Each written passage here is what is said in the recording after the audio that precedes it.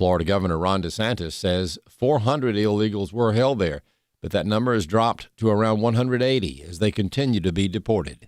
They have increased the pace of the removals from there, which is on their time schedule, and then who they send in or don't send in is on their decision. That's we're there to provide, be a force multiplier on all that, and we will continue to do it. I think it's an important mission.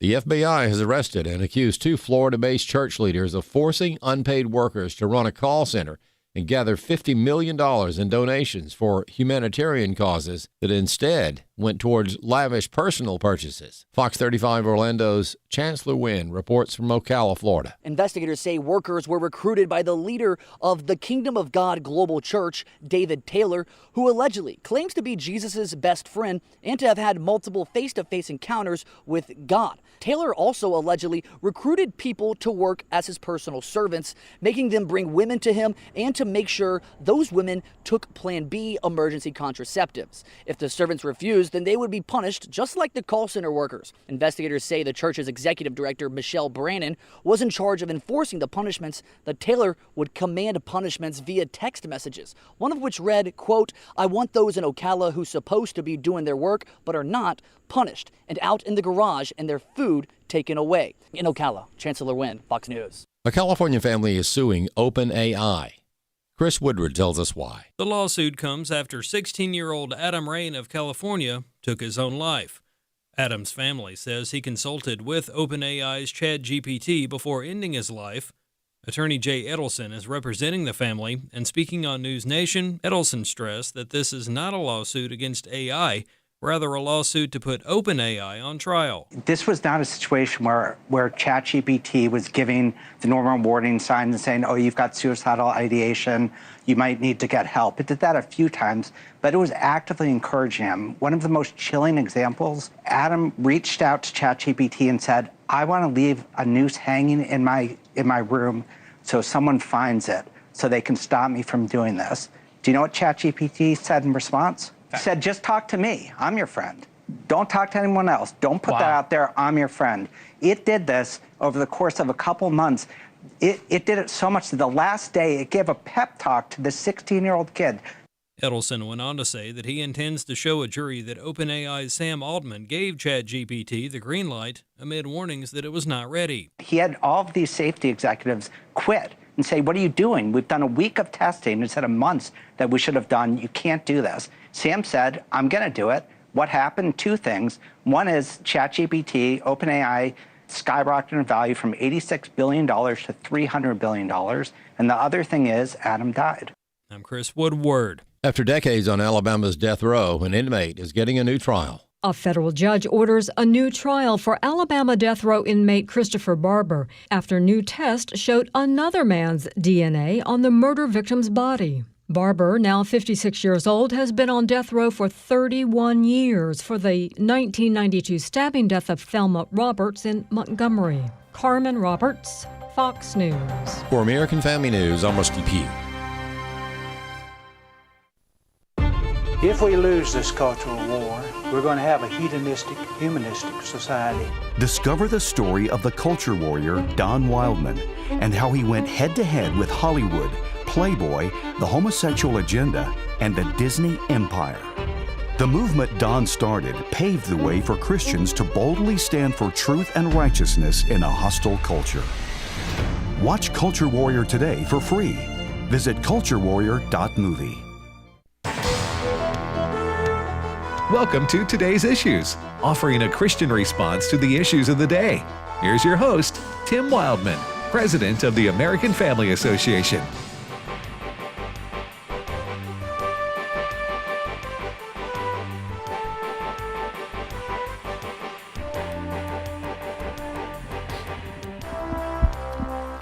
Hey, good morning, everybody, and welcome to Today's Issues on the American Family Radio Network. Thanks for listening to AFR. I'm Tim Wildman. As the announcer just told you, today's Thursday, August the 28th, 2025. In studio with me is Ed Battagliano. Good morning, Brother Ed. Good morning, Tim. Brother Fred Jackson. Good morning. And keeping with the brotherhood here, Ray Pritchard's in Kansas City. Good morning, Brother Ray. Good morning, Brother Tim. How are you today? I'm doing great, doing well. Why do Christians call each other brother and sister? Well, Ray? because we are. How long does that go back? Oh, it goes back 2,000 years, all the way to the Bible, right? Yeah. Mm-hmm. Christians, we are in the family of God. If you have believed in Jesus, if you know him, everybody who knows Jesus is my brother and sister. Might be different denominations, certainly different languages, different cultures. But Tim, we're part of a brotherhood and sisterhood, if you will, that stretches around the world. That must seem strange to non-Christians or people who are not familiar with that term, that to hear people call each other that. Well, and I think especially to the point Ray's making, one of the points he's making is that we have that link to people from completely different backgrounds, different cultures, different languages, different countries, and we're linked by that very unique faith. Yeah, in Jesus and it's interesting, and it proves the Bible so that our connection with each other through our faith in Christ supersedes everything else. So we are actually more of a brother with our brother in Christ than we are with our physical brother, our blood brother, oftentimes. Right.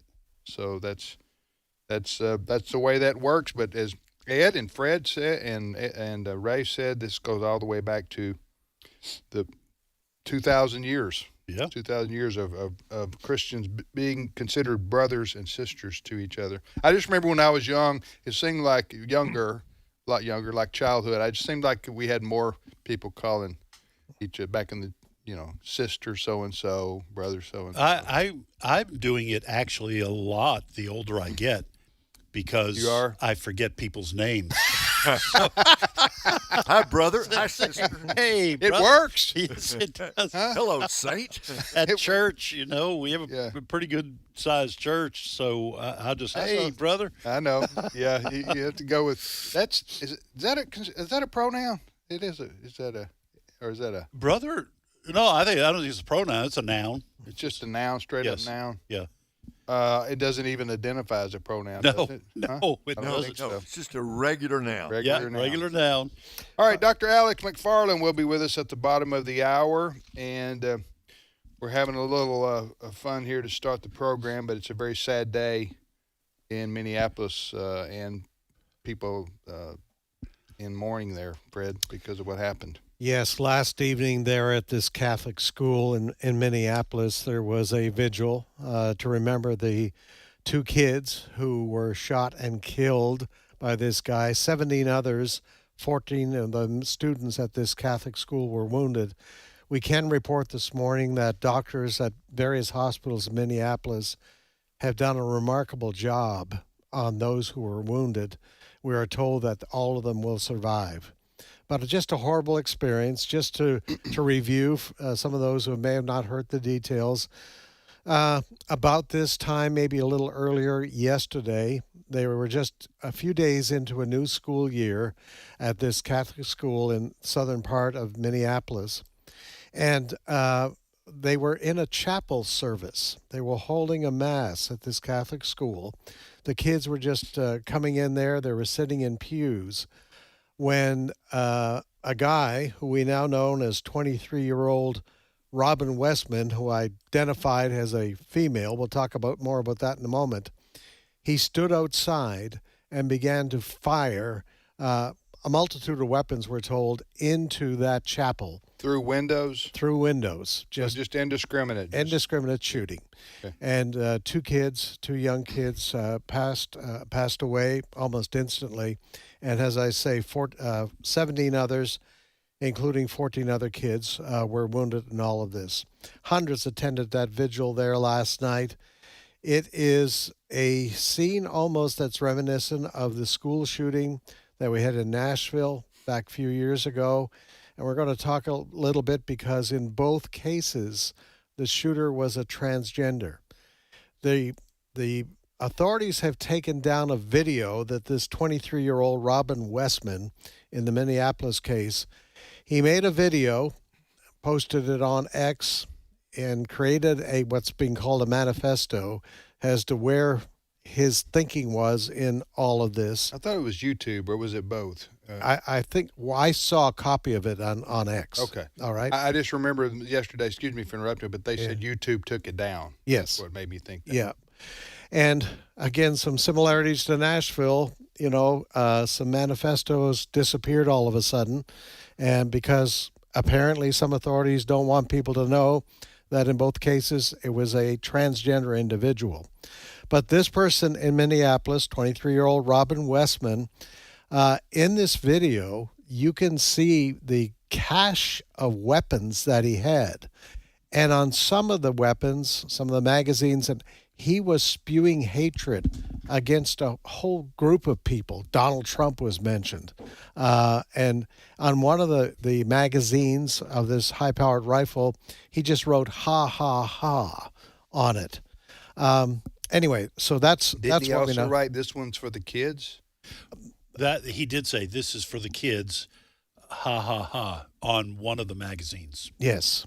So that's where we are.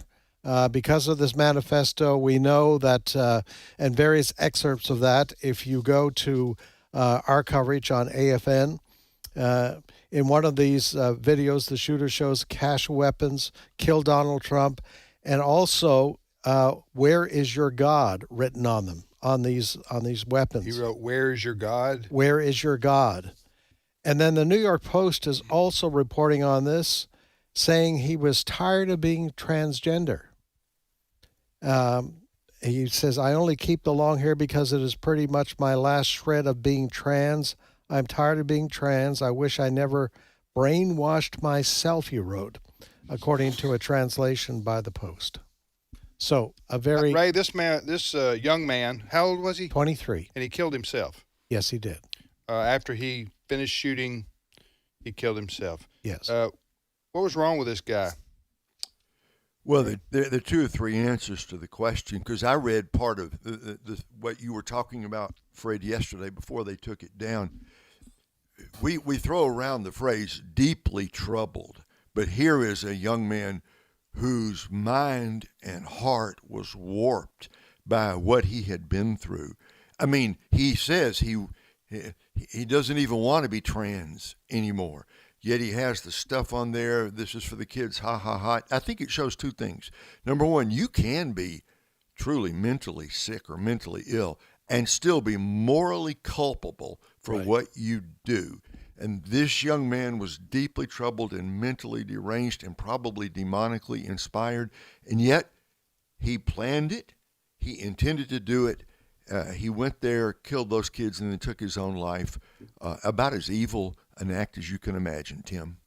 CNN is reporting that the police chief there, and was it the police chief of Minneapolis proper? Yes, his name is Brian O'Hara. Okay. He's saying that the shooter tried to get inside the church and couldn't or didn't. Oh, wow. For some reason. So it could have been much worse had he been able to get inside the church with all the kids trapped in there. I say trapped, all together in one place where he could actually see them. Was there been any report of security on campus? Some of the, instructors at the school took boards and ran them across the latches of some of the outside doors. So when this began to unfold, so that the doors could not be pushed open. They were probably prepared in that way. I mean, that sounds planned. Yeah, one of the kids who survived, he's 10 years old, he said they had practiced a possible shooter in the classroom environment, right? But they had never practiced it in the chapel, right? And maybe this guy, Westman, knew that the chapel was a vulnerability. Well, because he had attended there before. Well, I'm not sure that his mom worked there. Okay, what I read was that he had attended there, but then left because he wanted to change his gender, and his mom signed off on that. Yeah, I saw that too. I don't know whether that's the reason why he left, but I'm just, the only reason I'm mentioning it is he might have had firsthand knowledge of the schedule that they typically keep. And he lived close by. He did. Evidently. I was noticing on, I think this is down one of the feeds we have, the video feeds we have from the news. I think it's was MSNBC or maybe it was CNBC, that there are still media outlets claiming that there's still no motive being determined for this. I find that kind of hard to believe. Let me just say this, though. I want us to be fair. And I don't like it when the other side does this to Christians. This does not mean that all transgender people are this evil in terms of wanting to kill people. So I do want to say that. On the other hand, I was reading overnight, last night was reading on X, people screenshotting some of the comments being made by people who were transgendered. And at least these individuals, I'm being very careful not to put this on the entire basket of people who fit into the transgender identification. But these people were celebrating this murder, these murders, and this attack. Why? Well, they were saying, good, so now straight people, straight parents can feel the pain that we in the transgender community feel when we are hated and abused. And this is, I was kind of stunned. Now, again, it winds up being anecdotal because these are screenshots of what people posted. But in my life, I never thought we'd reach the point where, and we see this increasingly on the left, politically speaking, with Trump, but I never thought I'd see people celebrating the murder of little children, and turning this into a part of the culture war. All right, so I think we have to back up here, kind of along the lines of what you're talking about. It's helpful to understand why somebody did something. That's All right. However, as we always say, the individual is responsible themselves, not the group. Right. Okay. Right. So when Dylan Roof, was that his name in South Carolina? Yeah, went into the black church there and killed all those people because it was racially motivated, right? He was a white young guy. All right, so that was obviously evil, reprehensible, abhorrent, all the words you can think of, but he was responsible for his own actions. Yes. He didn't represent all white people. Right. If he did, I mean, but the liberal media, they take whatever their cause du jour is, and they really can't stand Republicans. Yes. Or and white people who are conservative. Okay, so anytime there was something like that, they say, see, this is motivated by white conservatism. Yes. Okay, or white Christianity. That's what they want to say. So they lump everybody in together as that's the reason for it. Yet when this happens on somebody on the left, like in this case, the transgender, this guy was obviously mentally and spiritually messed up. Right. Okay. They don't even want to talk about that aspect, the angle that maybe it appears to be this guy who was Robert, who changed to Robin. He was motivated. It appeared, he was messed up altogether, but the motivation may have been he hated Christians. Right.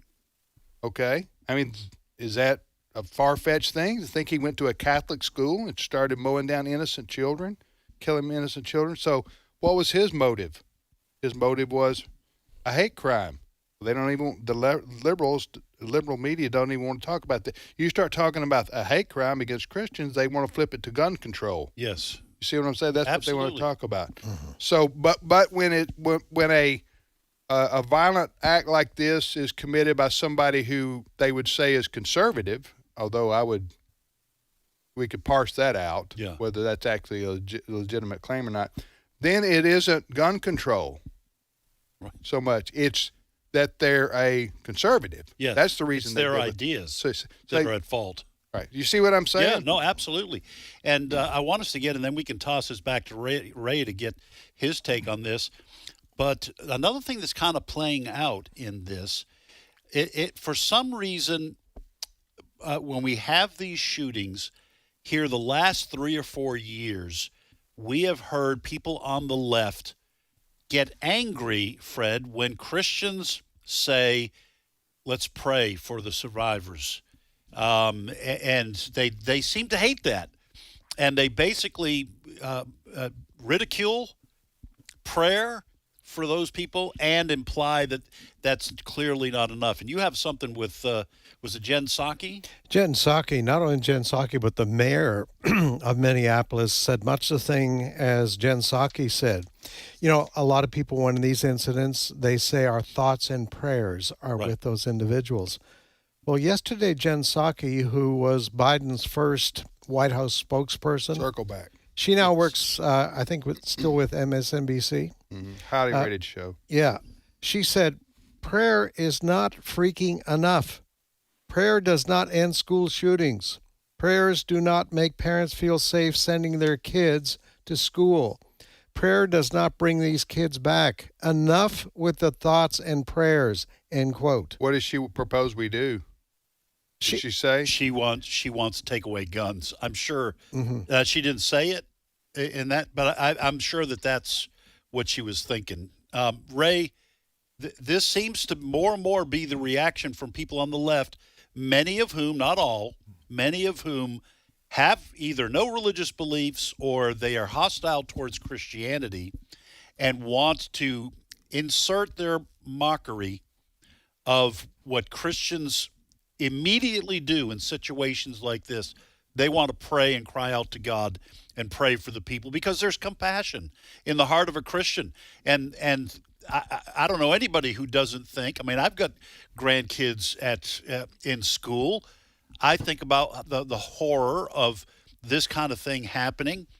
The immediate tendency for a Christian is to cry out for mercy and grace and comfort for those who have lost dear ones.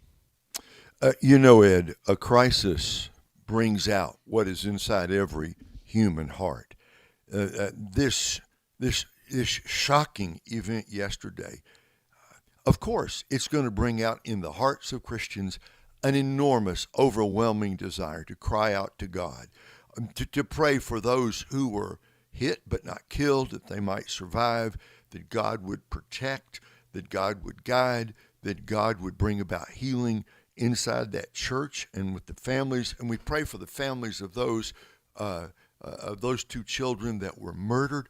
Why wouldn't you do that? There's nothing more natural or normal for a Christian. And look, we're talking about a Catholic church, right? Right.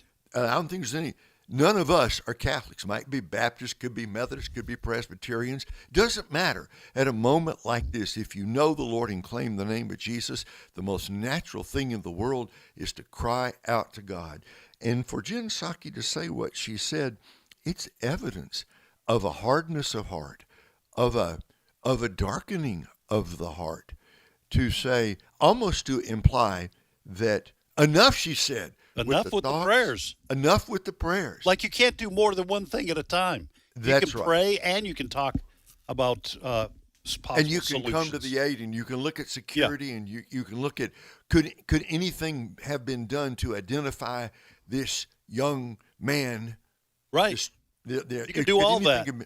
You could do all that, and you should pray also. Like one of the wise man said once, we can do many things once we have prayed. We can't do anything until we have prayed. Yep. Prayer ought to be our first resort, not the last. After spewing this, Jen Psaki I'm talking about, she put out another tweet, and I found this very interesting. She says, when kids are getting shot in their pews at a Catholic school mass, and your crime plan is to have National Guard put mulch down around D.C., maybe rethink your strategy. What does that even mean? That's her spectrum of hatred, I think.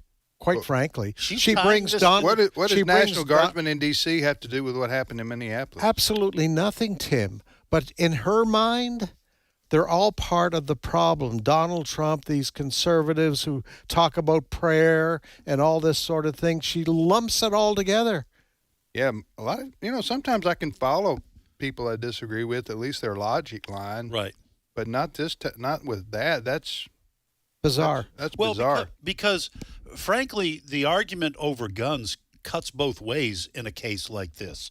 Okay, yes, like you're saying, I can follow the logic of people. I don't agree with it. I can follow the logic with people on the left. Hey, if we had no guns, this wouldn't have happened. Okay, that's absurd. We all know that's right. That's but, okay. But I can follow what they're thinking. No guns means this won't happen anymore. Right. Well, you know what? Since we're not going to get rid of guns, I would argue that having security or people with concealed carry in a church might be one of the solutions to preventing this from happening. Somebody who can shoot back, okay? But that's in probably a gun-free zone in Minneapolis. Probably very difficult to get. I'm sure the concealed church. carry. I'm sure the church itself is a gun-free zone. Yeah, probably right. So people who kill people with guns don't care about gun laws. Yes. How hard is that for liberals to understand? Right. Huh? Why don't they? And the evidence of that is in D.C. They have the National, since the National Guard went in, they have found more than 100 unregistered weapons. 2 days ago it was 115. Yes. When they arrested criminals, they got guns from them that were illegally obtained. Yes. And that proves what conservatives always said about the Second Amendment is criminals will have guns. It doesn't matter what you do to law-abiding citizens. Can I say something that sounds like despair? But I don't mean to sound this way. Yeah. But I'm only. Everybody knows you're not going to stop. We'll have another school shooting in a couple weeks, or another month, or 6 months, somewhere in America. We got 340 million people. You're going to have some nuts out there, some nut jobs. Right. And they're going to act out on their craziness or their evil, wicked we're going to have thoughts. drive-by shootings, I'm sure. Plenty of them in big city Today, America. Today. Over the weekend. Today. I mean, I guess the wringing of the hands bothers me sometimes, especially when the left, when they go, we've got another school shooting. When is this ever going to stop? Until we get rid of guns. Right. The conservatives are against gun control. If we didn't have guns, I heard Harold Ford Jr., who I watch sometimes on The Five. I don't watch that show a lot, but he was saying the common denominator here is guns on all these. And I was going, oh, the common denominator on car accidents are cars. I mean, I don't get what your point is. I have a concealed carry permit, and I keep my gun with me. It hadn't shot anybody. Right. It's not the gun, it's the person who's wielding it. I think the left does that to distract from talking about spiritual things. Yes. Yeah. We'll be back momentarily.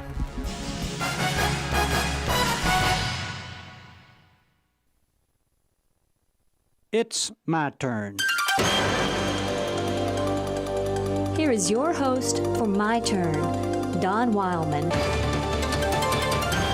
Who knows how much is at stake in the decisions we make every day? We decide to do something which seems so small, and it ends up shaping our whole life. I chose one day to become a Christian. I never realized when I made that choice how far-reaching the effects would be. It didn't seem to be such a earth-shaking choice at the time. I just looked at the options available as a way of life, and the Christian faith made more practical sense than any of the others. I'm old enough now to know that that decision was the wisest choice I ever made. Because of my Christian faith, I've been able to fit together the pieces of life's puzzle. I was in a big city recently, and while there, I watched the people who walked the streets. There were 3 young people who were cursing loud and clear, threatening to kill another person they knew if such and such a thing happened. I walked past the bars, and they were crowded. The music was loud, and the booze was flowing. Supposedly, the people who were there, they were there to have a good time. But you know something? That sure looked like a miserable way to have a good time. I spoke to a few people I met on the street. A few spoke back. Most ignored me. Some looked at me as if I was rather crazy for offering a smile. Every person is what he is because of the decisions he has made. Of course, each of us is influenced tremendously by others in the decisions we make. But in the final analysis, we do our own deciding. As I said before, we hardly ever realize the range of effects that our decisions will have on our life. We choose this or that. We go one way or another. And when we do, it brings us a certain kind of life. It is wise, as we travel along this road of life, for each of us to have a destination picked out where we wish to go. Then each immediate decision which we are called upon to make can be made in light of the destination for which we're traveling. Unless we do this, our immediate decisions can be totally unrelated and we'll not have any idea where we'll end up until we are already there. Each of us will have to go on making decisions, for this is a part of life. This process, decision-making process, it's a part of life. And after we make our decisions, then our decisions make us. Like I said, no one ever knows how far-reaching the effects of a decision will be. I made a decision one day to follow the way. It has affected my life more than any other decision I have ever made. And the longer I live, the happier I am that I did. This has been My Turn with Don Wildman, a production of the American Family Association. We give thanks to God always for all of you, constantly mentioning you in our prayers, remembering before our God and Father your work of faith and labor of love and steadfastness of hope in our Lord Jesus Christ. 1 Thessalonians 1:3. American Family Radio. This is Today's Issues.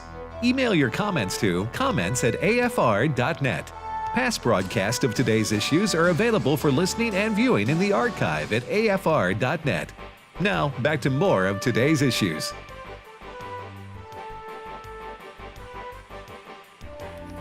Hey, welcome back, everybody, to Today's Issues on American Family Radio. Tim, Ed, Fred, and Ray, we thank you for listening to AFR. Nobody with more than one syllable is allowed on this program. Except Brent is our producer. Brent's our producer. We do let Alex in and Sandy on the show. Oh, yeah, we do. But they're not full-time. They're not qualified to be full-time hosts Right. here. We have Cole. Cole Green is out there. Oh, we could call Alex Al, I guess, maybe. I had an Uncle Al. I think that was a Paul Simon song. I had an Uncle Al. You did? My dad's brother. Okay. Uncle Al. What was he like? Did he leave you a lot of money? Oh, man. I mean, you know how... No, why would he leave me money? Well, you know how... I was his nephew. People always say your rich uncle died and left you a lot of money. Now, there's no rich anything in the Battagliano lineage. Well, rich and Battagliano, that doesn't go together. It has been oil and water. Okay. All right. Well, anyway, we've been talking about the tragic story out of Minneapolis yesterday and the media's coverage of it. And joining us now is Dr. Alex McFarland, co-host of Exploring the Word with Brother Bert Harper each afternoon from 3 to 4 o'clock Central Time right here on American Family Radio. Good morning, Alex. 2-syllable name greetings from North Carolina. Hey, by the way, is your name Alexander, or is it just... It is. Actually, my first name is the same as my dad, Neil. So Neil Alexander McFarland. But so Neil is a 1-syllable word. I could go by that. Yeah, I get. Well, so that's not Kneel, right? It's no, Neill. Oh, all right. Neil Alexander. That sounds like historic or something. Well, like, it's almost Land on the Moon name. Yeah, now, that's true. Neil on that's a fancy name for a chicken farmer, isn't it? Okay, Alex, we've been talking obviously about what happened in Minneapolis yesterday. Yeah. Give us your thoughts. Well, it's very sad. It's very sad. I mean, there's a lot to say, but one of the things that the left seems to always miss is human accountability. And Chuck Schumer and others instantly said, "Oh, this is another reason to ban firearms." Where is the call for personal accountability and telling our culture about morals and, yes, our accountability to God? Now, the one thing the left does make an exception, well, maybe two, but they do make an exception. You're right. They dismiss personal accountability. They blame the guns, unless it's the police officer involved. Right. If a police officer is involved in an incident and it appears maybe the police officer was wrong or at fault, maybe, then they go, it's the cop's fault. Not the gun's fault. That's a good point. But the cop's fault. So it's the personal responsibility of the person. Yeah. Well, the left, they omit personal responsibility when people break the law, but they invoke responsibility when police officers uphold the law. That's What a true. contradiction. That's true. That's true. But, why is that? Why do you think that is? Well, before I answer that, let me say about Robert Westman or Robin Westman, this transgender shooter. He lived out his worldview. The left, and I've had college students say this to me: "You should live your truth."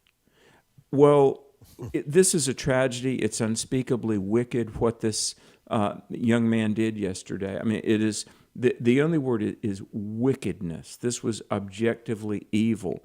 But the left tells young people to live their truth, and he did. He lived out his worldview.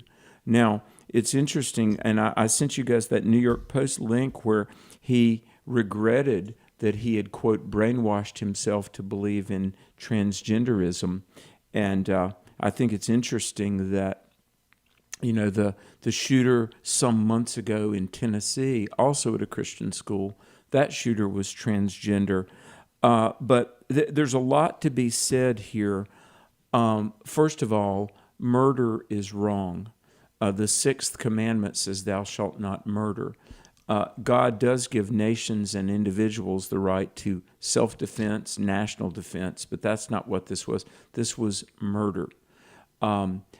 But you've got to understand, transgenderism is the ultimate form of moral relativism because, it's one thing to say God can't tell me how to behave. Transgenderism says God can't even define what I am. It is just a militant autonomy. And this cognitive dissonance, this confusion, this delusion, and let's again say the left has encouraged, fostered, even subsidized this delusion called transgenderism. And it's very sad. And our nation, my prayer is that somebody asked me on a radio show last night, what good could possibly come out of this? Well, if our nation will repent and turn back to God and acknowledge, and from the pulpits, the parents on down, if we tell all generations, but especially young people, look, there is right, there is wrong, and we will give an account to God, and human life is sacred, and none of us has the right to take human life as this murderer did. If a tragedy like this will finally convict us and cause us to turn back to God and moral truth, that's how this otherwise horrible thing could be redeemed. Yeah. You're listening to the radio program, Today's Issues. Ray, you have a question for Alex maybe? Or Yeah, Alex, I was just listening to what you said, especially the part there at the end. If God could use this to wake America up. And I'm thinking about the horror of it all. These Catholic Church kids at Mass, they're praying. It's almost the worst possible situation. I don't want to ask so much about this young man, Alex, but I want to ask about the whole transgender movement. Sometimes, even in Christian circles, we talk about, well, that's just another choice people make. But I think there are elements of spiritual warfare here that the Prince of Darkness is at work. Could you say something about I'm going to call it the demonic nature of what is happening in our world today? Yes, Satan is real, spiritual warfare is very real. A lot of people don't realize this, but among mental health professionals, there is an acknowledgement of demonic activity. Several years ago, I was asked to go to, I'm not being trite or anything like that, I literally was asked to go visit a woman in an insane asylum. And I did. And I went through a number of doors of security, and there was a lady that I actually, as far as I'm aware, she accepted Christ. She had enough presence of mind that I shared the gospel with this lady. But guys, I went to, in North Carolina, a facility for people that are clinically insane. And the spiritual heaviness was just palpable. But I was being briefed by a psychiatrist, and the family had asked me to see this lady, and he said, Reverend McFarland, there are people here that are all sorts of situations and even probable demonic possession. And I asked this psychiatrist, I said, are you a Christian? And he said, well, no, I'm not really a religious person. And I said, but you believe in demonic possession? And this psychiatrist said to me, and we had a very lengthy discussion, he said, well, there are certain things that there's just no other explanation. And guys, I know we don't have time to fully explore this, but let me just say, I had an unbelievably deep conversation with a PhD psychiatrist who was not a Christian. And he said, and he referred me to a number of journal articles where among people that are diagnosed as clinically insane, there are certain things that have been observed that are only explainable in spiritual terms. Now, what am I saying here, folks? Look, Satan has attacked the image bearers. Imago Dei, we are made in the image of God. Satan could not kill God, so he has tried to harm and dehumanize and debase those that are made in God's image. Do you know, and so guys, all murder is really, I'm going to put it this way. Every murder of human life is really a manifestation of the killer's malice against the giver of life, God. Yeah. That's why, the Bible is clear on you just say God handed down the 10 Commandments. Mm-hmm. One of the 10 Commandments, thou shalt not murder. Right. Yeah. So, do you know, guys, let me ask you, I would say among the left, just even pragmatically, even if, and guys, I remember April of '99, I was on the road speaking when the Columbine shooting went down. And I was interviewed by a local radio station in Asheville, North Carolina. And I said, why can't we tell young people about God and moral truth? And they said, because that would violate the First Amendment. No, it would not. And that's another story. The man that wrote the First Amendment, Tim, I've at more than 100 universities, I've asked audiences, who wrote the First Amendment? I've yet to get an answer. It was a man named Fisher Ames, by the way, A-M-E-S. And Fisher Ames, who wrote the non-establishment clause of the First Amendment, he said, I would that the Bible be taught in all public schools, for it is the best vehicle for teaching morality to young people. And I've asked a number of audiences, how do 21st century secularists know more about the application of the First Amendment than the man that wrote the First Amendment? Yeah. Even pragmatically, even if you didn't believe in God or Christianity, what would be the harm in telling young people that human life is sacred and maybe they would treat it as such? Yeah, I think a lot of those people, they just hate God. They do. They just hate God. It's Trump derangement syndrome. Right. It's God derangement syndrome. Yeah. They just hate God. GDS. They don't care if some of it's good. They just can't stand the idea of submitting their lives to a higher authority. To answer Alex's question, what would be wrong in telling young people that life is sacred? Well, if you're going to say life is sacred, you have to translate that to what mean sacred means. life is holy, and then you have to eventually work your way back to God. And they refuse to do that because of their hostility to him. Right. All right, Alex, so your summer camps are over now?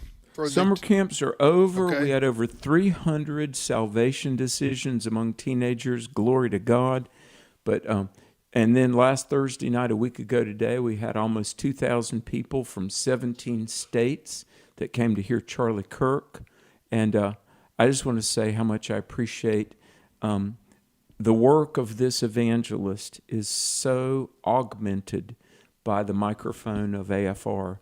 And Tim, I'm deeply grateful. Okay, you're talking third person there, right? Yes, sir. Okay, I just want to make clear people understood I understood what you were doing, but I want to make sure. Well, and I want to make it clear. Ed understood what he was saying. Okay, well there you go, Ed. Ed Bob Dole never said that. Bob Dole, yeah. Bob Dole. Do you remember that? Yes. Oh yeah, Bob Dole. He talked in third person all the time. All right, so Tim says, "Have a great day, Alex," and we look forward to hearing you and Bert this afternoon. God bless you all. Okay,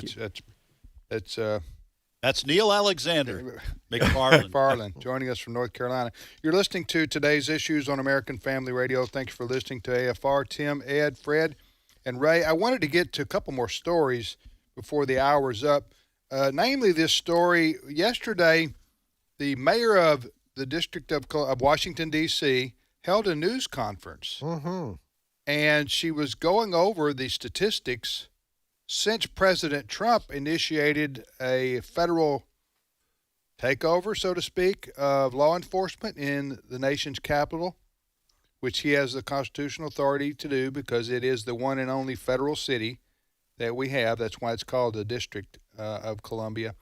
And it was pretty amazing because she's a liberal Democrat, and yet she's giving the numbers for how President Trump's, use of the National Guard is changing her city. Go ahead, Fred. And less than 3 weeks ago, she was opposed to it. Yeah. She didn't want those soldiers there. Mayor Browser. Yeah. That's her name. We don't know it. But yesterday she was singing to her credit. Yeah. Singing a different tune. Cut 3. And we greatly appreciate the surge of officers that enhance what MPD has been able to do in this city. The difference between this period, this 20-day period of this federal surge and last year represents a 87% reduction in carjackings in Washington, D.C. That's just part of what she said. Yes. Let me read a quote here from her. She said, this is Mayor Browser again. She will now be tarred and feathered or whatever, stoned or whatever by her. She's off the Christmas list. Yes, her fellow liberal Democrats will never forgive her for what she said yesterday. She said she did say we greatly appreciate the surge of officers that enhance what the MPD, that's the Metro Police Department, has been able to do in this city. Then she said, for carjackings, the difference between this period, this 20-day period of federal surge and the difference between that and last year represents an 87% reduction in carjackings. It's sad when you've got to have percentages related to carjackings. Yes. Because usually you would say, well, we had 2 carjackings last year. No, there's so many that in Washington, D.C., they have to have percentages. How much it's dropped. But she said, we know that when carjackings go down, when use of guns go down, when homicide or robbery go down, neighborhoods feel safe and are safer. So this surge has been important to us for that reason. So I just say kudos to her for just telling the statistical truth about how President Trump's actions have made her city safer. Yeah. Now, I don't know how long you can sustain this because how long can President Trump use the National Guard for these purposes? Well, 30 said 30 days, right? 30 days. Okay, but then can you renew it? Yes, Congress. Okay. I think Congress has to do something. They can renew it? Yeah. Well, I would think if the mayor of the city requests it as well as the president, the Congress would have no choice but to go along with the request. Ray, any thoughts on this? Once again, President Trump gets attacked He takes action, could care less what his critics say. He does something, and in this case, once again, he has been entirely vindicated. Tim, to think about, and I heard you said about the percentage, it just means things were not just bad, they were awful in Washington. And I would say, wouldn't you think, Tim, an 87% decrease, that's pretty good proof that it worked. Yeah. And there's been, am I wrong in saying there have been no murders? No murders. So for this same period compared to last year, it's 100% drop. Yeah. I'm not a math person. I think I got everybody that right. with a brain knew that this was going to happen. The numbers, the crime is going to go way down, at least temporarily, because the presence of the National Guard and other law enforcement agencies all over the streets will prevent a lot of crime itself. Okay, so, but again, how long they can maintain that presence, we'll see. But I've heard these mayors of, the governor of Illinois, mayor of Chicago, stay away, we don't want right. you. Even here in Kansas City, our leaders are making the same kind of noise. It would seem to me that you would want these kind of results. Okay, so within 30 days, no murders, and 87% drop in various kinds of crime. That's unbelievable. Think what that could do in Chicago. Now, look, I know it's not a federal city, but think, guys. But they could use the same. Yeah, I'm sorry, but they could use the same idea. Right. And do it. The governor of the state of Illinois could call out the National Guard. Absolutely. It doesn't have to be President Trump. Go ahead, Fred. You had something related? Well, speaking of these mayors, Brandon Johnson of Chicago, Michelle Wu of Boston, and Karen Bass of Los Angeles. Yeah. Have a listen to what they're saying about this. Cut number 4. We are rejecting the occupation by the military of our cities. That's actually fighting for our democracy. That's what's required in this moment. When we fight back against tyranny, the people united will always prevail. Stop attacking our cities to hide your administration's failures. We will not back away from our community that has made us the safest major city in the country. We need the National Guard to assist us and prepare for fire season, not for an inappropriate deployment where they are just guarding a building that is not under attack. It was really interesting. Governor Pritzker of Illinois, he led, I use the word led, reporters on a little tour of certain areas of Chicago yesterday. And he said, look, there's hardly any crime here. You're kidding. Yeah. Follow me. Follow me. Here in this little area here, they didn't have any carjackings. However, the city reported 573 homicides in 2024, the most of any U.S. city that year. Well, that's just people who got shot and killed or knifed to death, but that doesn't include all the, what do you call them, casualty or people who were injured or gang violence and well, let me just say that kind of thinking reminds me when my daughter was a little girl, and this is the first time this had ever happened, so she did not understand that parents aren't fooled. She's supposed to clean up her room. And then she came to get me, and I walked in, and her room was pristine, not a toy in sight. And I walked over to the closet and opened the door, and that's where everything was stashed. And it all fell out. And on cartoons, everything would fall out. And that is what I think of when you have the mayor of Chicago leading the media around to show, see, no crime over here. Well, where's the closet? Where's all this stuff stashed? Because a lot of people are suffering because of crime in this city.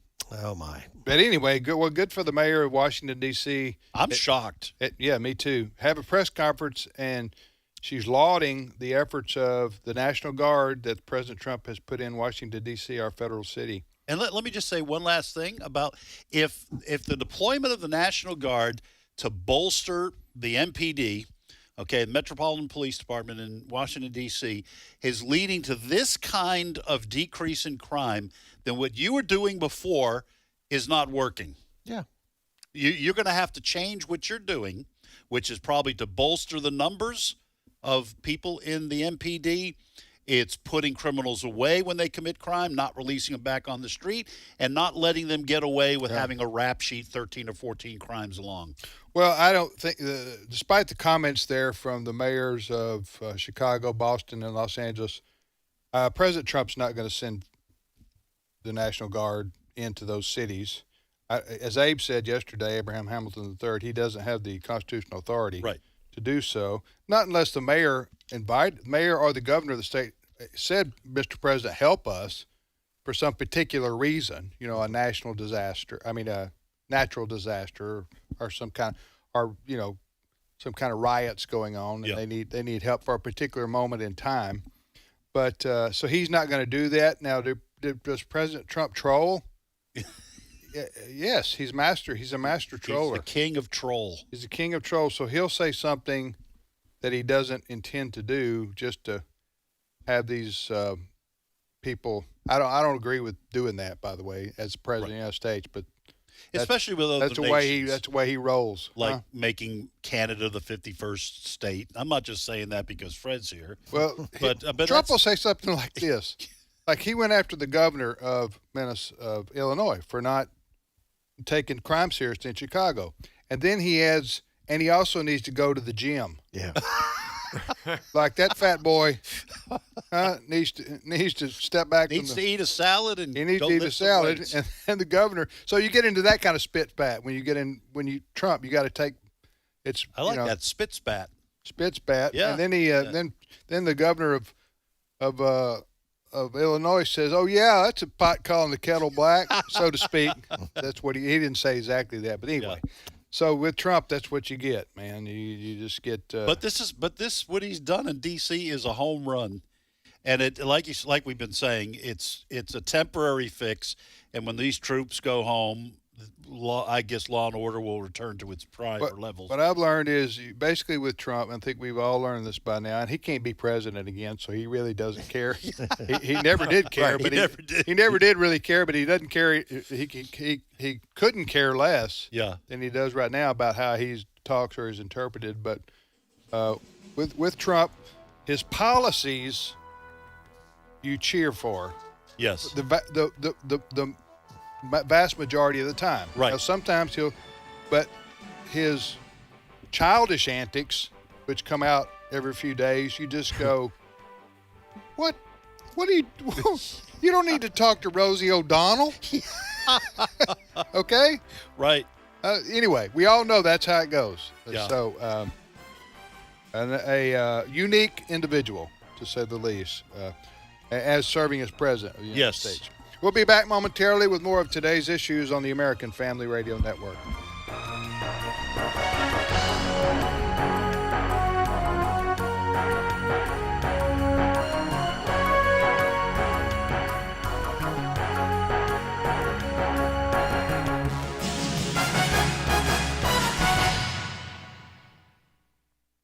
The views and opinions expressed in this broadcast may not necessarily reflect those of the American Family Association or American Family Radio.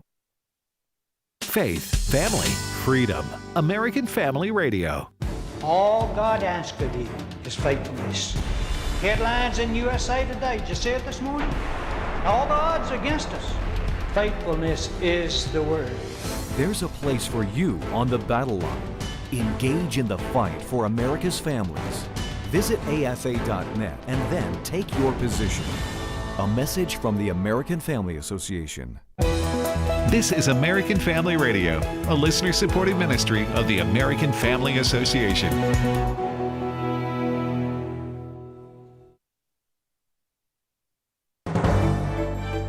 American Family News, I'm Rusty Pugh.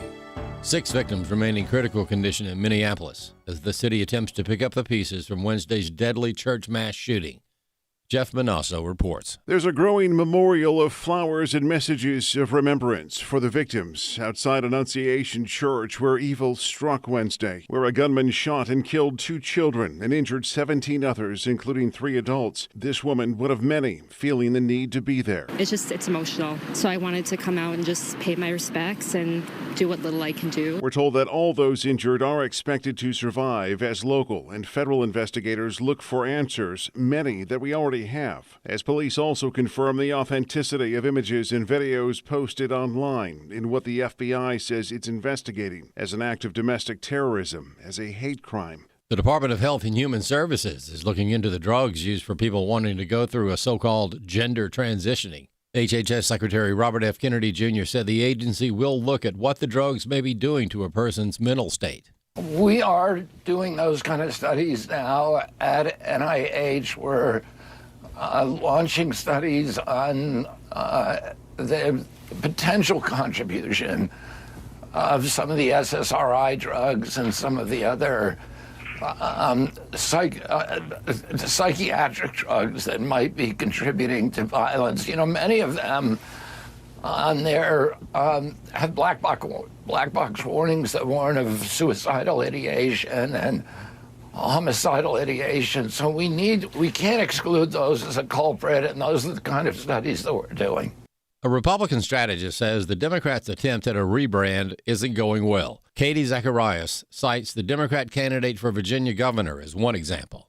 And look, the Democrats, the weak, whiny, woke, and they're now broke, as we see this huge spread between the RNC race and the DNC race. They're trying this attempt at a rebrand, which is going about as well as the Cracker Barrel rebrand, right? You have Abigail Spanberger, who has not voted with President Trump on anything. She voted against him, and she was for his 2019 impeachment inquiry. Then she went into, and then you have this Mikey Sherrill, who has time and time again voted against the One Big Beautiful Bill and anything that actually helps working class Americans.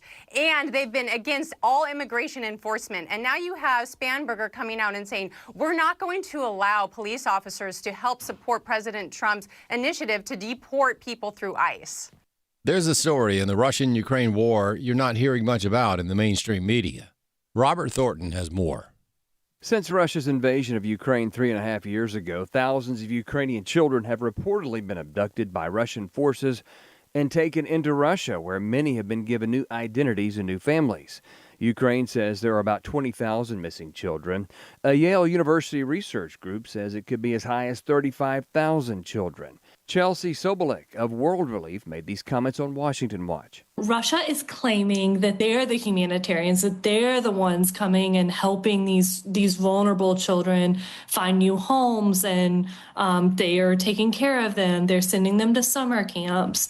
What is actually happening could not be further from what Russia is saying. Russia is illegally abducting thousands. They're subjecting them to military training, political re-education, and illegal forced adoption. She said the children range from infants up to the age of 18. She said what Russia is doing is illegal according to international law, and that this should be important to Christians because we believe in the importance of family. Travis Weber of the Family Research Council also weighed in. This is where I feel it's so important for people of God to pray and say, Lord, what do you want me focused on? What do you want me engaged on? And as the Lord leads, we engage, because this is ultimately God's work. He will defend. He has roves the earth to search out injustice, and we know he will bring an ultimate accounting. I'm Robert Thornton. The S&P 500 is down 0.1%. The Dow dropped 52 points, and the NASDAQ Composite is down less than 0.1%. For American Family News, I'm Rusty Pugh. I'll do some stand-up comedy, Abe will do some preaching, and I'm really excited about it. The Weekend with AFA is a chance for our supporters to get better acquainted with the people and ministry you're supporting. It's a Weekend with AFA, Thursday, October 2nd through Saturday, October 4th in Tupelo, Mississippi. Speakers will include Abraham Hamilton III, Jenna Ellis, Tim Barton, Tim Wildman, and more. Register at afa.net/weekend. That's afa.net/weekend. Today's Issues continues on AFR with your host, Tim Wildman, president of the American Family Association. Welcome back, everybody, to today's issues on the American Family Radio Network. We have added another panelist with a one-syllable name, in keeping with our hiring standards here on this show. So I'm Tim with Ed, Fred, and Ray. Ray's in Kansas City. Good morning again, Ray. Good morning, Tim. And the three of us here in Tupelo, Tupelo, right below One Below on your map. That was JJ Corny right there, wasn't it? It was. Yeah. You got a chuckle out of me. Yeah.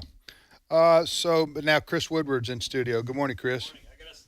I gotta say, I spent a week with JJ in a foreign country, and that included a 12-hour flight going and coming. So I have a lot of JJ jokes that I can now share. You poor thing. Who was in charge of your travel plans? Let me tell you. Put you guys next to each other. I got a PhD in JJ jokes after that trip. There's a time to laugh. I gotta tell you, you gotta give the guy A for memory. Oh yeah. Oh yeah. On jokes. Yeah. I always say he's got a Rolodex. Mm-hmm. You bring up a topic, he's got more than one joke. Yeah, he does. Yeah. All right, Fred. Before the break, we were going to get to this story you're about to talk about. Yeah, we reported late yesterday that Uncle Herschel is now welcome back on the porch at Cracker Barrel. Thank goodness. He's come back. Poor fella was about to be booted. I tell you what, so Uncle unfair. Herschel, even though he's in just a drawing. Yes. Well, sorry for the drawing. Well, I saw all kinds of memes showing Uncle Herschel in kind of a heavenly setting with Aunt Jemima and right. The Land of Lakes lady. Uncle Ben, the Land of Lakes. For those who don't know, Cracker Barrel was going to change, and still maybe who knows where they're going to go with their image changing that they announced, but it all backfired terribly in the last few days. And so Uncle Herschel is the fella that you see on the Cracker Barrel that's leaning against the barrel.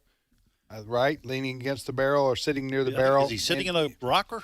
He's kind of this. It's been the signature of the Cracker Barrel restaurant chain, and so the idea that the geniuses there at Cracker Barrel marketing had was let's take the old man off. I guess he's old. What is he? He was sitting in a chair. I'm not sure if it's a rocker. Okay, sitting in a rocker, which they have rocking chairs. Yeah. But he is leaning against a Cracker Barrel. Yeah, a Cracker Barrel. So they were going to take him off and put him out to pasture. Out to pasture. But he's going to stay now, Fred. Is that what you're saying? Cracker Barrel announced this? Yes, he's going to stay. However, if you go to Cracker Barrel's website, the news this morning is they've removed their Pride page. They had a Pride page at their website. Pride in their breakfast? No. Cracker Barrel's Pride page, which used to boast that the company was, quote, bringing the porch to pride. Yeah, wow. Oh, yes. Is that not powerful? Yes. That moves me. Yeah. I tell you what. Bringing the porch to pride. That gives me chills. The chills that come right before throwing up. Okay. So on that page, they got rid of their Pride page. What were they doing with their Pride page anyway? Well, amongst other things, they said on their Pride page at Cracker Barrel, welcoming people has always been at the heart of who we are. When we take care of one another, we are able to even give better care of the people. You get better scrambled eggs? Okay, can I just stop you right there? Sure. Stop him right there. I'm just going to stop you right there. So their reason for having a Pride page was so that everyone could feel welcome at Cracker Barrel. So what do they have on their Christian page? I don't think that's available. I bet there were a lot more Christians going to Cracker Barrel than pink-haired lesbians. Yeah. Well, just say what you think, true. Just say it plainly. Why did understand? Listen? Pink-haired lesbians. I have nothing against pink-haired people lesbians with pink hair or pink-haired lesbians. Okay. However, all right. So what I'm saying is that's not really why they had a Pride page. No, is what I'm saying. They had a Pride page because they wanted everyone to know that they supported the LGBTQ. They were being panda bears. Yes, right. Exactly. They were pandering to the woke crowd, and I thought the same thing you did. I thought, why do you have to tell people that you don't hate gay people? Yes. Or that you're against gay? You have to have your own page to express that we embrace gay and lesbian people to come to our restaurants and get biscuits and eggs too. And if that is the case, you want to let people know you don't hate gay people. Does that mean that you hated gay people the day before you put that the Pride page up? Mm-hmm. Yes. Yeah. It's the whole thing's silly. Yes. The whole thing's silly. We don't need any more pride. You don't need to have a page dedicated to LGBTQ to say they're welcome in our restaurants. If you do, like you're saying, Ed, well, are you saying they weren't welcome? Yes. Right. No, it's so stupid because when you go into Cracker Barrel or any restaurant in America, you don't sit down and they go, sir, or ma'am, or whatever you identify as. Yes. Before we get you your cheeseburger, I'm going to have to ask you. Your sexual orientation. Your sexual orientation. And if you're gay, yeah, you get no fries. Yeah. Okay. You're out the door. And there's the door. No extra gravy. Who does that? That's right. No biscuits. No biscuits. One of the things they used the page for was to unveil a line of rainbow-colored rocking chairs. Yeah. I predict you will not see rainbow rocking chairs. Boy, this has backfired magnificently. Right. You know what? The logo change back is one thing. I was very surprised to hear this about the Pride page. Yeah. Because they will get slammed for this from the other side. Yes. Yes. One of the things that the Human Rights Campaign has long made companies and businesses do is things like this. So I'm wondering whether or not this was kind of a pressure from the Human Rights Campaign for Cracker Barrel and other companies with similar web pages to do, because you have to do some things to get a good score from the HRC, so that way they don't say nasty things about you on social media and go after your shareholder meetings. And then to continue to get high scores, you have to continue doing these things. Yeah. Ray? So Uncle Herschel's back. Yeah, he is. Okay. With Pride. Pride page is gone. Yeah. Right? Yeah. That's good. What about the menu? Menu's going to stay the same. It's going to be the same wonderful menu that everyone has come to expect at Cracker Barrel. What about the decor? There were some of these stores where they took down the old-timey decor and they made them. Where did they do that? Have they done that, or was that in the plan? I've just seen pictures of it. Yeah. Yeah. I don't know if it's across the country. I think the decor change is still in place. And that it's coming to a Cracker Barrel near you. Less clutter. I don't really care about that. That a decor change in a restaurant is not inherently. It's not a woke thing or not woke thing. Seems to me, huh? Okay, Tim, but we got to draw the line, don't we? At the little golf tee game that they they changed the wording on that. Yeah. They were changed. You mean from you're an ignoramus? You're an ignoramus. Is that what it said? Right. Yeah. Ignoramus. Ignoramus or something. To everybody nice gets the try, trophy. everybody. Yes, that's wrong. That's nice woke. try. That's wrong. Yeah, that's what I said yesterday. I am all for putting the insults back on that pegboard game. You know what? Because it makes people want to improve themselves. I actually have that app on my phone. What's that? Oh, the game? You can get the little triangle game as an app on your phone, and I do play it from time to time. Yeah, because I'm not an ignorant. How do you do, Chris? Not very well. So you were on Chris was on a 10-hour flight across the ocean. He had to have something to do. I had the guy leading against me the whole flight. I had to pass the time somewhere. Listen, I'm going to say something, Chris. It's going to sound initially hurtful. Hurtful. I have the greatest respect for you, does, but as game apps go, that one is pretty lame. The peg game on an app? I do. I have it. Yeah. Okay.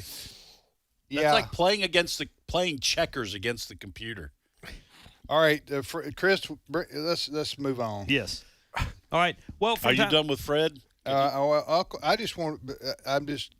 Herschel's back. Yeah. Okay. And I think we all can. We're gonna let Fred go grab us a table at the. Thank you, Fred, for your contributions. Eggs over easy, please. Yes.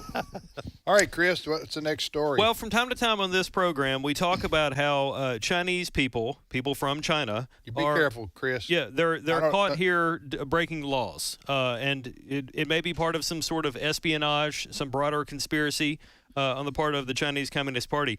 And I bring this in because this is the latest example. And this is the headline from Fox. Chinese doctor accused of attempting to smuggle cancer research from the U.S. to China. The guy's name is Yunhai Lee, a 35-year-old employed by the MD Anderson Cancer Center since 2022. He was confronted at an airport by officers from U.S. Customs and Border Protection on July 9th. This is according to the Harris County District Attorney's Office. The office said the authorities working in connection with Homeland Security investigations, quote, found evidence Lee was attempting to take sensitive medical information abroad during an inspection of his belongings. They were able to detain him as he was trying to get on a flight to China. That intellectual property stays with us, the government says, so we can save lives. It has long been documented that a lot of people from China with ties to the Communist Party that runs China have been coming over here and taking our intellectual property from big corporations that we use for apps to this incident, which involves cancer research. Hey, Ray, let me ask you a question here. Do you trust communists? No. No and no. This is a perfect example of why we talked about this yesterday, and I don't want to speak for everyone. I criticized the president for suggesting that maybe, and it hasn't been done yet, to your point yesterday, Tim, in terms of letting these 600,000 Chinese students in on visas. But it's a bad idea, and this is proof. There is no telling how much intellectual property the Chinese have stolen over the last 30 or 40 years. But they've stolen a lot, and they've tried to reverse engineer a lot of stuff. I'm sure we've probably done that to some extent. If you can get an advantage over a competitor, you do that. But China has done it just forever. They've raised it to an art form. Yep. And letting more people into this country who would continue to do that. Listen, I'm sure they've tried to infiltrate our access to our military technology. This is part of the reason why I think the Chinese government has been buying up land, buying up property around military bases. They're going to spy. They're going to try to watch and see everything that is flying around or driving around to see if they can find out information and use it against us. Speaking of spying, there is concern that China, or maybe some other country, is spying on our U.S. military bases. And I say that based on a Daily Mail article. I'll share this on our Today's Issues Facebook page. But the Daily Mail is reporting this. The headline is, Pentagon baffled by 8,000 mysterious UFO orbs hovering over U.S. bases. More than 8,000 sightings across the U.S. between December 2022 and June of 2025 between the hours of 1 a.m. and 4 a.m. in states including New York, California, and Arizona. Now, remember the Chinese spy balloon that Biden and his administration let float across the U.S. taking pictures of Lord knows what. This has caused a lot of people to wonder whether China or, again, some other country that doesn't like us is possibly doing things in the wee hours of the morning to spy on us, although some people may also be of the opinion that it's just government technology doing testing, and we're seeing basically our own guys doing things outside bases. I have my opinion is two possibilities here. And let me start off by just saying, and I know we probably don't want to talk about UFOs and aliens here for the rest of the program. You do? Yeah. I personally do not believe these are extraterrestrial. Okay, I don't believe that we have people beings visiting from other planets. So that leaves me with two possibilities in my mind. Not an expert on this, but nerd alert, I have read about this almost my whole life since I was in junior high school. Read a lot of Christian books on this. You could call me an expert if you wanted. You'd be wrong, but I think either this is it's human in origin, probably our own technology. I think that's why these are spotted for the most part between 1 a.m. and 4 a.m.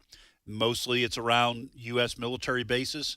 I think we have all kinds of technology that it would seem like science fiction. Or the other option is it is metaphysical / spiritual. I'm not a real big multi-universe person, but I would say that it might be possible that it is metaphysical. And here's why. because some of the people who spot this, they take videos of it, the speed at which these things move, yet do not break the sound barrier. Mm-hmm. I mean, this is stuff that should create a sonic boom. Some of these are spotted hitting the ocean, going into the ocean, leaving no splashes.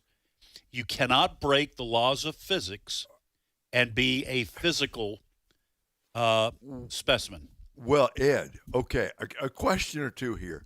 Just to make sure I understood what He's you're already saying. said he's an expert. So Is he using I was kidding. Nerd alert. Yes. I like that. Yeah. I like that. Okay, so you're saying you don't think it's not aliens, right? I do not believe it's alien. But you said it might be metaphysical. What is? Yeah, in this discussion, what does that word mean? It means demonic. Gotcha.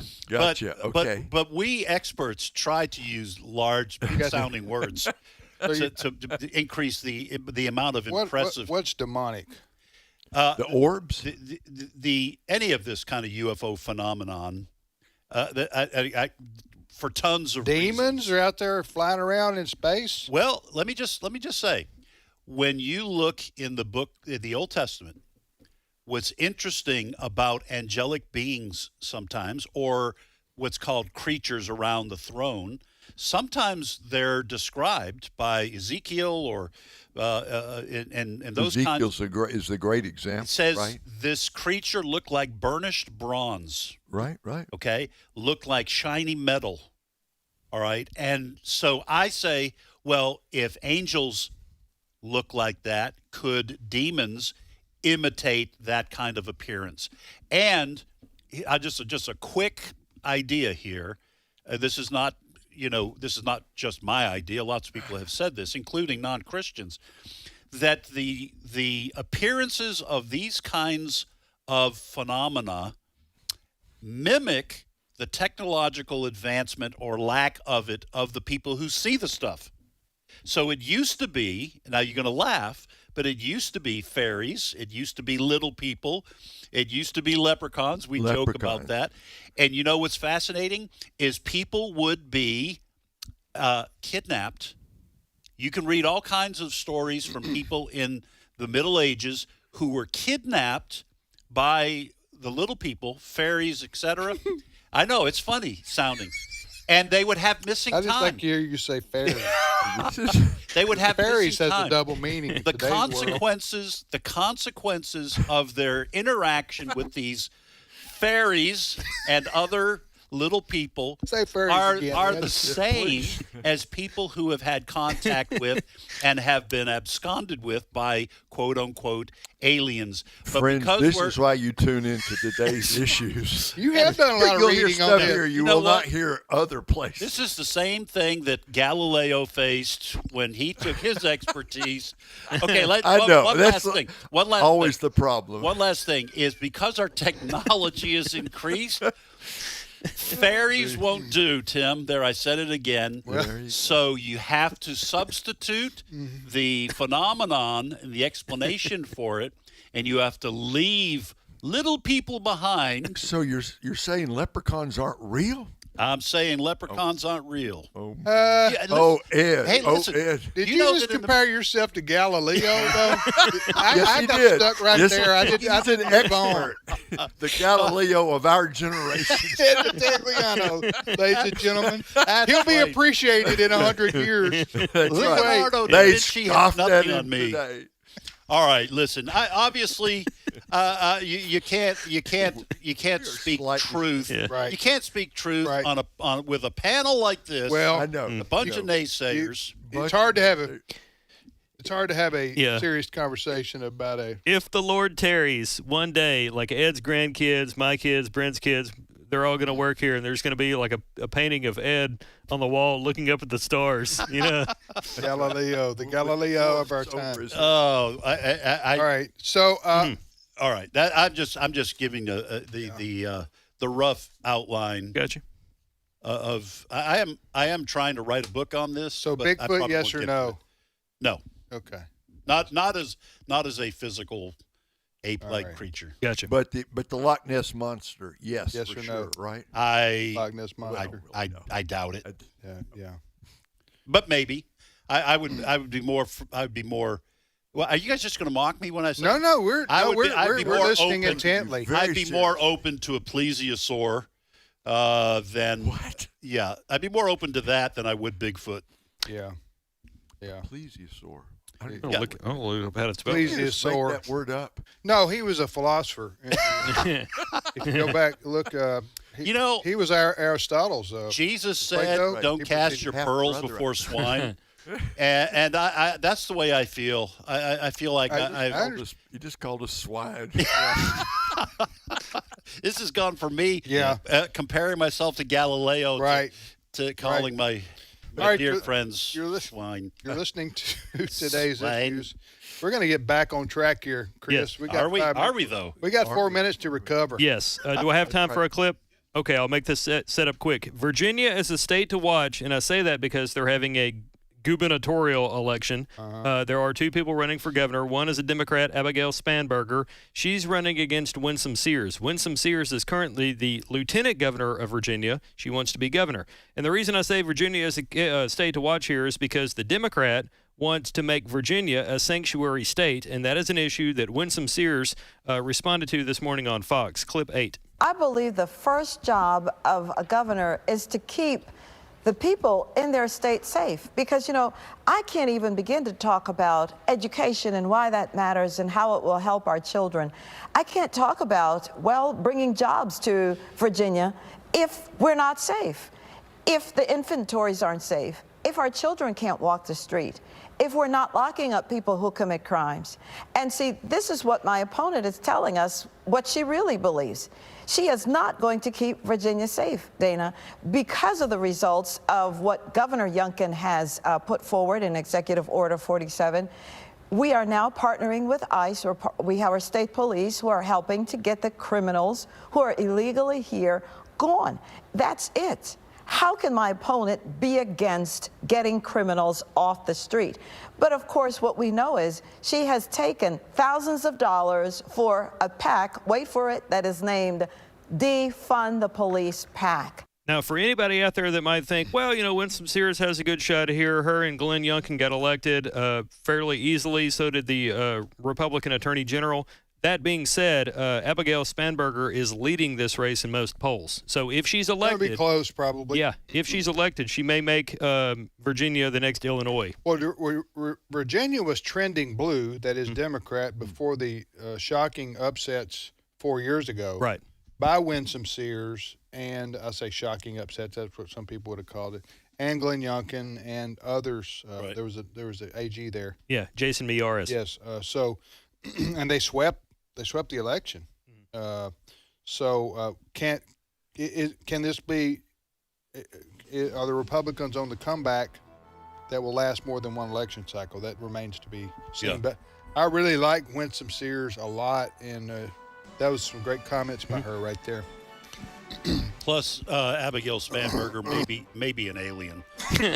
My thanks to Chris, Ray, Galileo, and Brent Creeley, our producer, Fred Jackson for his contributions, Alexander McFarland, who joined us. Neil Alexander McFarland. And I'm Tim, and we thank you for listening to today's issues. Trivia Friday tomorrow. And JJ's back. Mm-hmm. Yeah, so I'm sure he'll have a Holy Land question or two, right? Since he's back from Israel. Yep. We'll see you tomorrow. Have a great afternoon. Keep listening to AFR. Thank you.